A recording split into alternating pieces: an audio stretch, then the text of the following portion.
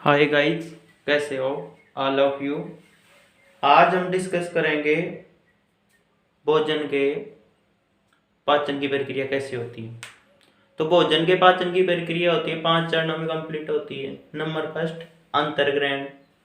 भोजन को अंतर्ग्रहण करने की यानी अंदर ग्रहण करने की प्रक्रिया को हम कहते हैं अंतर्ग्रहण। नंबर 2 आता है पाचन। भोजन में एंजाइम और जल अपघटन की प्रक्रिया द्वारा उसको पचाना, ये प्रक्रिया कहलाती है पाचन। पचे हुए भोजन को अवशोषित करने की प्रक्रिया कहलाती है अवशोषण। और अवशोषण करने के बाद ब्लड के द्वारा कंप्लीट बॉडी होती है अपनी, उसमें सर्कुलेट करने की प्रक्रिया कहलाती है स्वांगीकरण। और स्वांगीकरण के लास्ट स्टेप होता है बहिक्षेपण। बहिक्षेपण में हम क्या करते हैं, बहिक्षेपण में हम करते हैं जो अपचित भोजन है उसको मलाशय द्वारा बॉडी से एग्जिट कर दिया जाता है। तो ये प्रक्रिया, इसके बारे में थोड़ा थोड़ा डिस्कस करेंगे। Number first, अंतर्ग्रहण। अंतर्ग्रहण में देखो, भोजन को अंदर ग्रहण करने की प्रक्रिया क्या कहलाती है, अंतर्ग्रहण। जो अंतर्ग्रहण की प्रक्रिया है वो कैसे क्या होती है, देखो हम ह्यूमन बॉडी सर्वाहारी प्राणी होते हैं। सर्वाहारी यानी साग साग सब्जी फूल फल ये भी खाते हैं, और चिकन वगैरह मीट शाकाहारी मांसाहारी दोनों में आ गए, तो इसलिए क्या कहेंगे, सर्वाहारी प्राणी आते हैं। तो भोजन को अंतर्ग्रहण कहाँ से करते हैं, मुख से करते हैं, उसको बारीक बारीक चबाते हैं। हेल्प कौन कौन करती है, जीभ करती है जो उसको लार मिलाने में हेल्प करती है।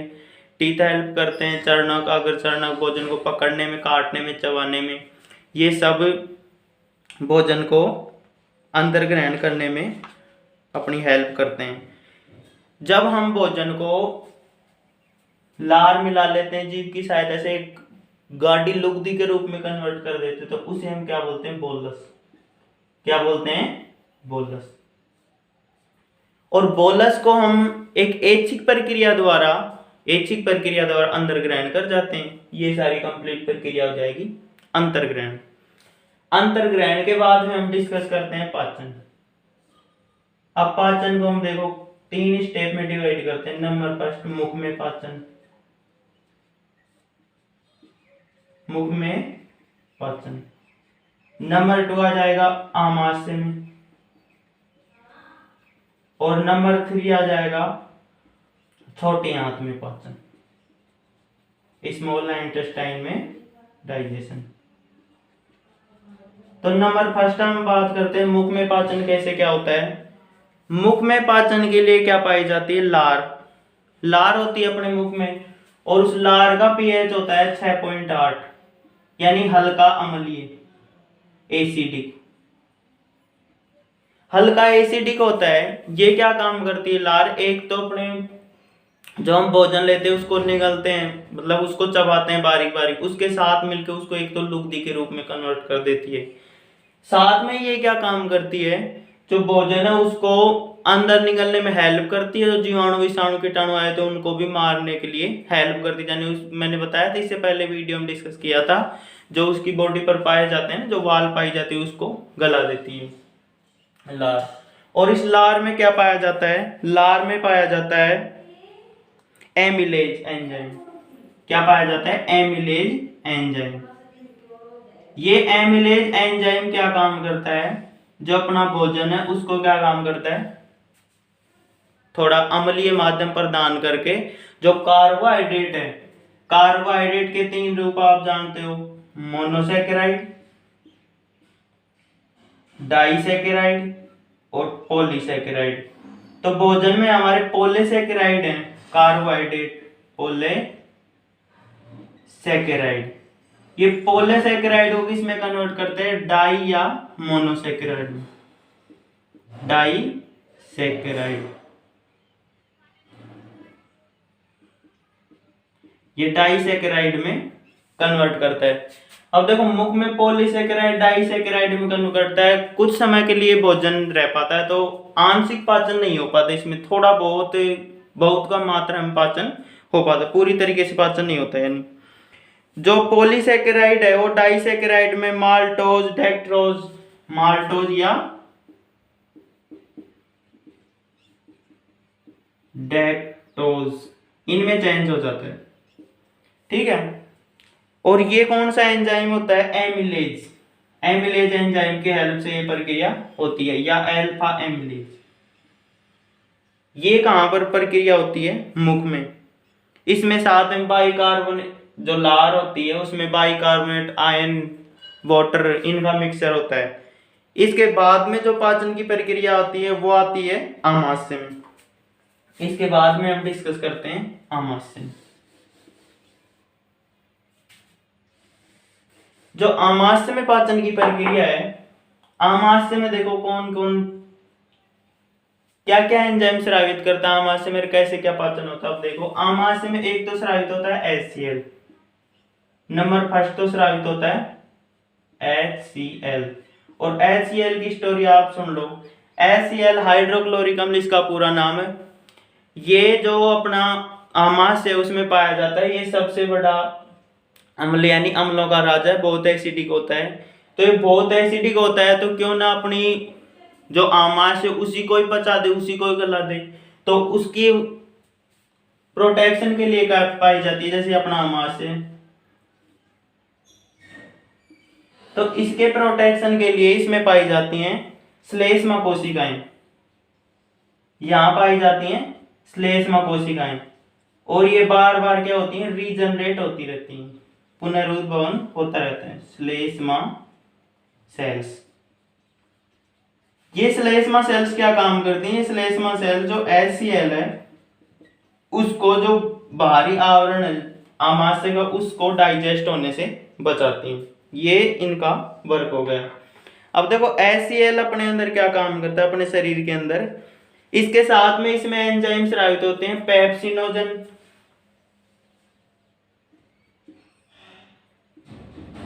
पेप्सिनोजन, प्रोरेनिन, पेप्सिनोजन, साथ में क्या स्रावित होता है? प्रोरेनिन। अब देखते हैं इसके बारे में। पेप्सिनोजन, पेप्सिनोजन को सक्रिय पेप्सिनोजन में कन्वर्ट करने में हेल्प करता है HCl। ये पेप्सिनोजन है, ये किस अवस्था में? निष्क्रिय। निष्क्रिय को सक्रिय कौन करवाएगा?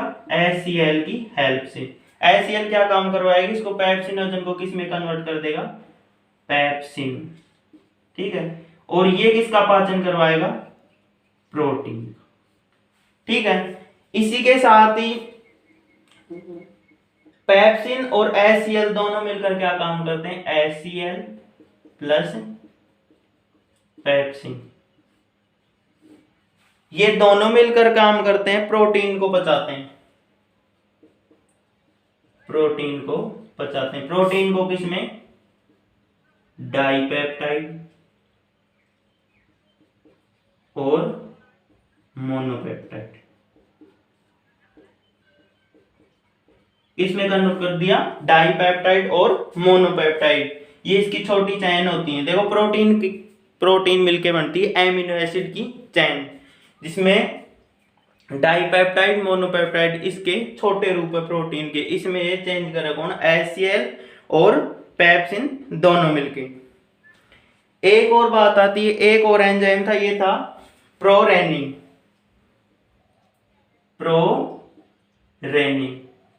प्रोरेनिन को कन्वर्ट करता है HCl। HCl किस में कन्वर्ट कर देता है? रेनिन में। जो रेनिन एंजाइम होता है वो चाइल्ड में पाया जाता है। जो दूध पीते हैं ना बच्चे, मोस्टली उनमें पाया जाता है। ये दूध को पचाने वाली प्रोटीन के रूप में हेल्प करता है। एक बात और हम ध्यान करते हैं, जो आमाशय में भोजन आ जाता है, आमाशय में भोजन आ जाता है। देखो यहां से तो जो भोजन था उसको तो हमने बोल दिया अंतर ग्रहण करने के बाद। जो मुख में भोजन था उसको तो हम बोल दिए क्या? बोलस। और आमाशय में जो भोजन आ जाता है उसको हम बोल देते हैं काइम। इसकी प्रकृति होती है और ज्यादा एसिडिक, यानी सबसे ज्यादा अम्लीय। HCl है, अम्ल है, तो इसकी प्रकृति तो अम्लीय होगी।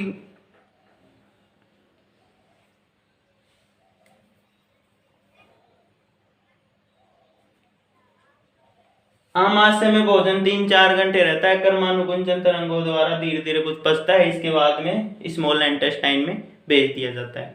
इसके बाद हम डिस्कस करते हैं नंबर 3 डिस्कस करते हैं हम स्मॉल इंटेस्टाइन। कुछ एंजाइम स्रावित होते हैं अग्नाशय से, कुछ एंजाइम स्रावित होते हैं पित्ताशय से पितरस, और साथ में आंत्र होती है, ये भी अपने कुछ एंजाइम सीक्रेट करती है जिससे भोजन का पूर्णतः पाचन और सबसे अधिक अवशोषण छोटी आंत में ही होता है। अब हम देखते हैं जो आमाशय से फूड आ रहा था, आमाशय से फूड आके स्मॉल इंटेस्टाइन में आ रहा था, ये आमाशय, इससे स्मॉल इंटेस्टाइन स्टार्ट हो जाती है। तो इसका पीएच कैसा था, HCl था, इसका पीएच था अम्लीय था, इसका पीएच, और ये अम्लीय होने के साथ साथ धीरे धीरे यहाँ आएगा स्मॉल इंटेस्टाइन में। स्मॉल इंटेस्टाइन में कुछ कोशिकाएं पाई जाती हैं, ये सेल्स क्या काम करती हैं, जो अम्लीय माध्यम था इसको धीरे धीरे किस में कन्वर्ट कर देती हैं, क्षारीय माध्यम में ये इसको कन्वर्ट कर देती हैं। इसके लिए हेल्प करती हैं श्लेष्मा ग्रंथियां, साथ में हेल्प करती हैं ब्रूनर ग्रंथियां,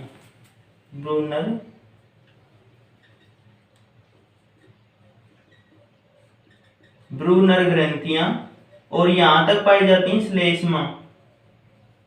श्लेष्मा हेल्प कर रही थी। जो HCl था, तो HCl को जो अपने डाइजेस्ट ना हो जाए, जो एलिमेंट्री कैनाल का डाइजेशन ना हो जाए, उसके लिए हेल्प कर रही थी श्लेष्मा।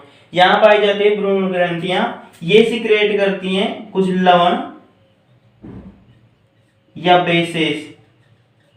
ये क्या काम करते हैं, जो HCl थी उसकी प्रकृति को कन्वर्ट करते हैं, उसमें उसको किस में बदल देते हैं, क्षारीय माध्यम में कन्वर्ट कर देते हैं उस फूड को। और क्षारीय माध्यम में होने से यहां पर डाइजेशन होता है प्रोटीन का, वसा का, और न्यूक्लिक एसिड, DNA, RNA और कार्बोहाइड्रेट का, कार्बोहाइड्रेट, इनका पाचन होता है स्मॉल इंटेस्टाइन में।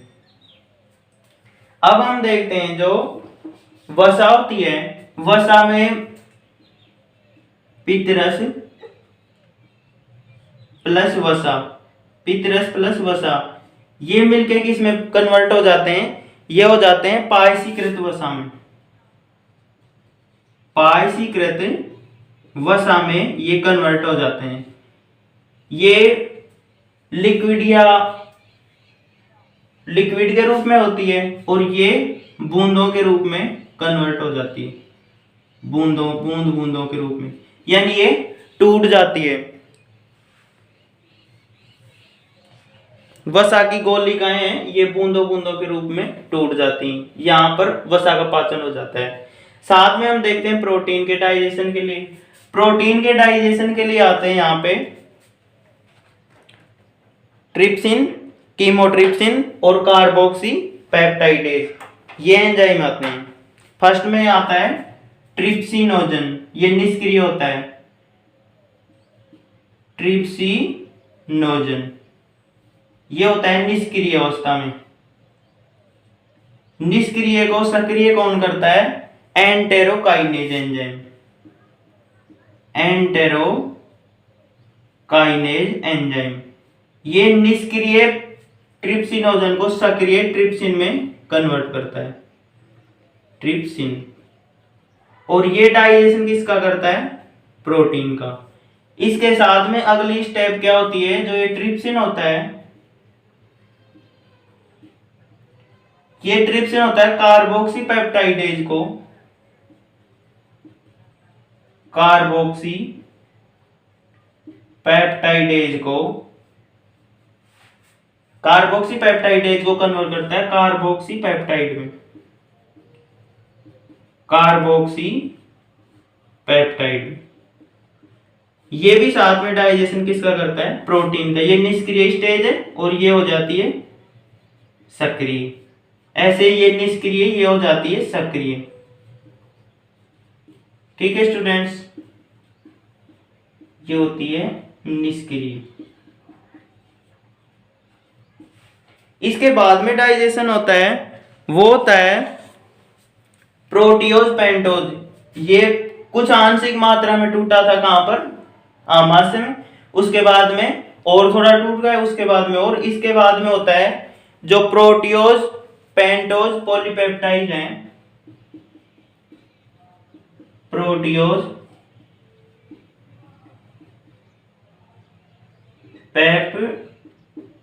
प्रोटियोज पेप्टोज और पॉलीपेप्टाइड है, पॉलीपेप्टाइड, ये एमिनो एसिड की चेन है। इनको बचाते हैं कौन, ये दोनों साथ में, एंटेरो काइनेज, साथ में मिलता है कौन, ट्रिप्सिन। ये दोनों एंजाइम मिलकर इसको चेंज करते हैं डाइपेप्टाइड प्लस मोनोपेप्टाइड में। इसके बाद में इसको पचाने वाला आता है छोटे पॉलीपेप्टाइड को एमिनो एसिड में, छोटे पॉलीपेप्टाइड को एमिनो अम्ल में। देखो एमिनो अम्ल होता है सबसे छोटी इकाई, एमिनो अम्ल मिलके ये और ये मिलके ट्राई पॉलीपेप्टाइड मिलके एक प्रोटीन का निर्माण कर लेते हैं। अब देखो यहाँ पर जो प्रकृति थी, जो फूड आ रहा था यहाँ पे काइम में कन्वर्ट हो गया था, मुख में बोलस था, यहाँ पर काइम में, तो यहाँ पे प्रकृति थी इसकी थी, इसका पीएच था एसिडिक। फिर इसके बाद में धीरे धीरे इसका पीएच किस में कन्वर्ट हो जाता है, इसका पीएच हो जाता है क्षारीय में कन्वर्ट हो जाता है। तो ये पीएच प्रक्रिया होती है पीएच 7 या 7 से ज्यादा, यानी उदासीन या और थोड़ा, जैसे 7.2, पीएच 7.5, इसकी पीएच 7.5 माने। इसके बाद में जो लास्ट में हो जाती है तो इसकी पीएच बढ़ती जाती है और ये पीएच हो जाती है लास्ट में जाते जाते पीएच 8.5। यहां पर पीएच थी जैसे HCl, तो इसकी पीएच 2 या 1, इसके बाद में धीरे धीरे बढ़ती जाती है और यहाँ जैसे जैसे भोजन आता है तो इसकी पीएच हो जाती है 7, 7.1, 7.2, 7.5, और जैसे जैसे स्मॉल इंटेस्टाइन के लास्ट पार्ट में पहुंचता है तो वहां पहुंच जाती है 8.5 या 8.4। ऐसे ऐसे ये पीएच क्या होती है, बढ़ती जाती है, ऊपर घट रही थी और ये धीरे धीरे क्या होती है, बढ़ती जाती है। ऐसे भोजन का डाइजेशन होता जाता है। अलग अलग एंजाइम अपनी अपनी प्रक्रिया अलग अलग पीएच पर दर्शाते हैं। जैसे ज्यादा पीएच होगा तो अपनी प्रक्रिया नहीं दर्शाएंगे, निष्क्रिय अवस्था में होंगे। जैसे उसके अनुकूलित पीएच होगा तो वो किस में हो जाएंगे, सक्रिय अवस्था में चेंज हो जाएंगे। इसके साथ में जो डाइजेशन होता है डीएनए आरएनए का, डीएनए आरएनए क्या होते हैं, न्यूक्लियोटाइड। इसको मैं साफ कर रहा हूं, डीएनए आरएनए क्या होते हैं, न्यूक्लियोटाइड।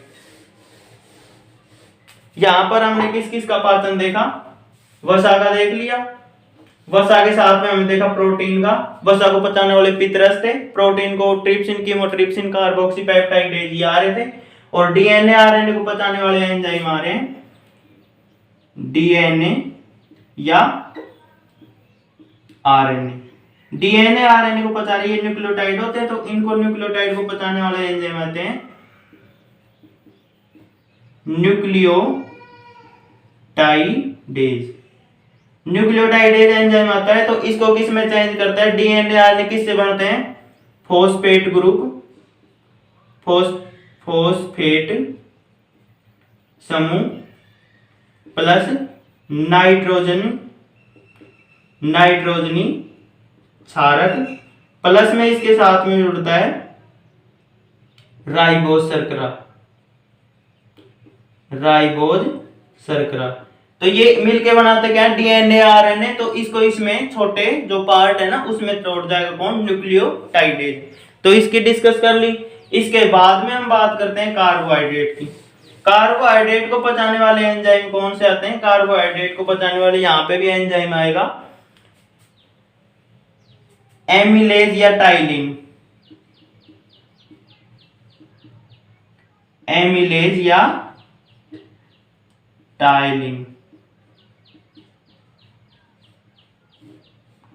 ये एंजाइम जो कार्बोहाइड्रेट था मोनोसैकेराइड या ओलिगोसैकेराइड, मोनोसैकेराइड या ओलिगोसैकेराइड, इसको चेंज कर देता है। जैसे मोनोज, और मोनोज में आ जाते हैं सुक्रोज, ग्लूकोज, फ्रक्टोज। इनमें कौन चेंज कर देते हैं? एमिलेज और कार्बोक्सी, ये एमिलेज और टाइलिन, ये एंजाइम कर देते हैं। किसमें चेंज कर देते हैं? छोटे समूह में इसको चेंज कर देते हैं। यहाँ पे इसका अवशोषण धीरे धीरे हो जाता है। इसके बाद में हम बात करते हैं कुछ एंजाइम स्रावित करती है कौन? जो स्मॉल इंटेस्टाइन है वो भी अपने कुछ एंजाइम स्रावित करती है। ये एंजाइम तो कहां से आ रहे हैं? ये एंजाइम आ रहे हैं जो पितरस है,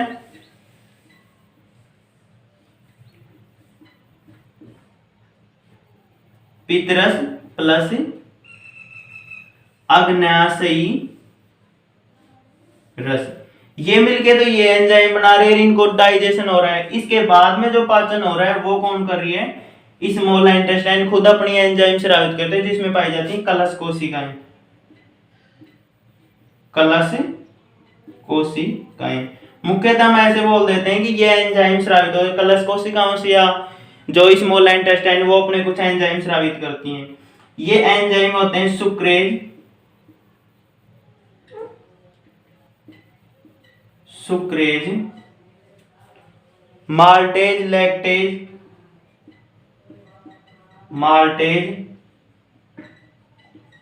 लैक्टेज, और आता है एमिनोपेप्टिडेज, एमिनोपेप्टिडेज। ये कुछ एंजाइम आते हैं जो, अब एक बात आप ध्यान रखना, कोई भी भोजन का अवयव है एकदम से सारा नहीं पचेगा, वो टुकड़ों में टूट टूट के एंजाइम के हेल्प से अपना पाचन शो करेगा। कोई एंजाइम कंप्लीट को नहीं तोड़ पाएगा, वो उसको छोटे भागों में तोड़ जाएगा, उसके बाद में दूसरा एंजाइम वो उसको और छोटे भागों में, उसके बाद दूसरा एंजाइम उसको और लास्ट में जो एंजाइम आते हैं ये क्या करते हैं? उसको डाइजेस्ट अच्छी तरीके से कर जाते हैं और वो एब्जॉर्वेशन के लिए रेडी है, यानी उनका एब्जॉर्वेशन हो जाता है। तो यहाँ पर हम बात करते हैं कौन कौन से एंजाइम आ रहे हैं। यहाँ पर एंजाइम आ रहे हैं जो सुक्रेज, माल्टेज, लैक्टेज, ये सुक्रोज को पचाएगा, माल्टेज माल्टोज को, लैक्टेज लैक्टोज को, एमिनोपेप्टाइड किस में चेंज कर देते हैं? डाई या नहीं सॉरी एमिनोपेप्टाइड एमिनो अम्ल को पचा जाता है। और साथ में आते हैं यहाँ पे ट्राइग्लिसराइड। ये ट्राइग्लिसराइड क्या करते हैं? आंतरीय लाइपेज होते हैं जो वसा का पाचन कर जाते हैं। आंतरीय लाइपेज, आंतरीय लाइपेज, ये डाइजेशन करता है वसा का। और इन सब की पीएच कितनी हो जाती है? लास्ट में जाके 8.5 तक इनकी पीएच होती है, यानी ज्यादा क्षारीय। अब यहां पर हम देखते हैं एंजाइम कैसे क्या वर्क करते हैं।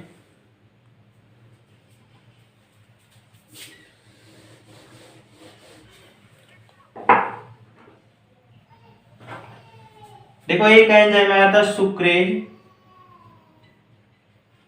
एक एंजाइम आ रहा था माल्टेज, एक एंजाइम आ रहा था आंतरीय लाइपेज आ रहा था, एक एंजाइम आ रहा था लैक्टेज या आंतरीय लाइपेज, और एक एंजाइम आ रहा था एमिनो पेप्टिडेज। ये एंजाइम आ रहे थे। तो ये एंजाइम क्या काम करते हैं? सुक्रेज है, सुक्रोज वो किस में चेंज कर दे? सुक्रोज कार्बोहाइड्रेट है, सुक्रोज चेंज हो जाता है किसके अंदर? ग्लूकोज और ग्लूकोज प्लस फ्रक्टोज में। इसके बाद में माल्टोज है, माल्टोज, माल्टोज चेंज हो जाता है ग्लूकोज प्लस ग्लूकोज में। इसके बाद में जो लैक्टोज आता है, लैक्टोज चेंज होता है ग्लूकोज प्लस गैलेक्टोज में। जो आंतरिक लाइपेज है, ये जो वसा के डाई या ट्राई थे, इसको ये चेंज करके जाते हैं वसा अम्ल में, वसा अम्ल या मोनोग्लिसराइड में, वसा अम्ल या मोनोग्लिसराइड। और एमिनोपेप्टाइड है, ये चेंज कर जाता है एमिनो अम्ल को, डाईपेप्टाइड है ना, डाई को एमिनो अम्ल में चेंज कर देता है। तो ये सारी स्टेप आपने देखी, आप इसको जो आपकी बुक है उसमें थोड़ा देखें, डिस्कस करें। आपको मैं आशा करता हूँ अच्छी तरीके से याद हो जाएगा। मेरे चैनल को शेयर करें, सब्सक्राइब करें, लाइक करें और साथ में अपनी स्टडी जारी रखें। ठीक है।